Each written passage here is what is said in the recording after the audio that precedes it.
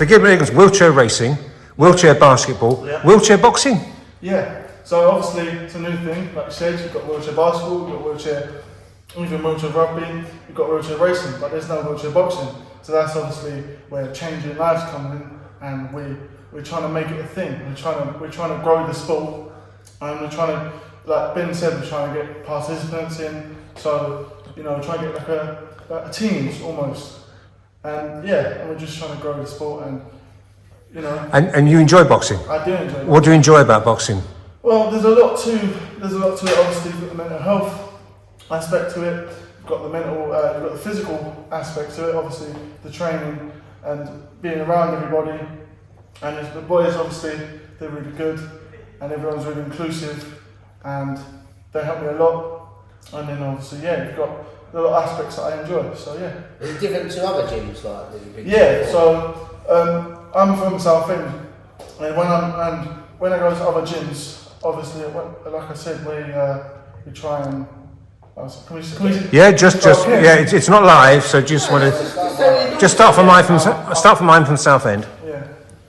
So, like I said, I'm from Southend, and when I go to Southend, I try and go to other gyms to tell people about adaptive boxing. And the most reactions I get from that are like, "Oh, what's that? How can you box? Because you're in a chair." I know.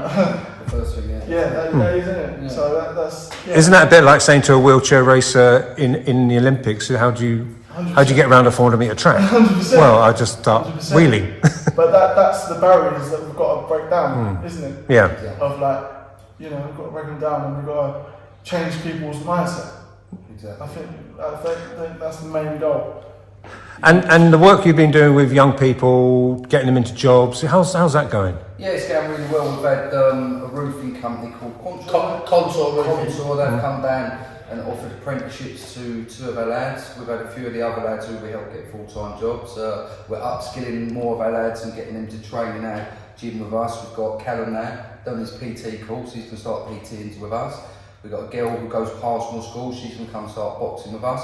So everything's going in the right place, but I really want to raise awareness to adaptive boxing, because like Marcus was saying, he's found in other gyms that people naturally look down on, how are you going to do this, how are you going to do that?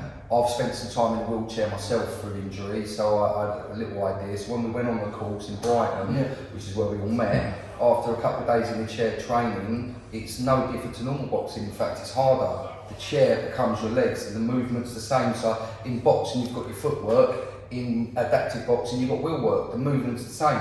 If anyone was to open their mind to boxers and give it a go, they'd soon realise, wouldn't they? Yeah. They'd soon realise straight away. And going off your point as well, I feel like once you see it, and once you actually go, oh right, this is how it works, a lot of people are like, oh right, but you just need to show them first. Once you show them, they understand it, but it's that you need to get them here to show them first, and that's that barrier. That's a barrier. But what we really need, we've been working very hard. We actually created a funding page as well to raise money for wheelchairs. So we need at least 2 wheelchairs, which cost £1,500 each. They're proper adaptive boxing chairs, just so we can have here, so when participants come, they can use their wheelchairs, because they don't actually need to be disabled with their legs. They can have like cerebral palsy, or they can be blind, they can be deaf, they can have amputees. But the main base of adaptive boxing is the fact that the wheelchair is the leveller for everyone. Yeah.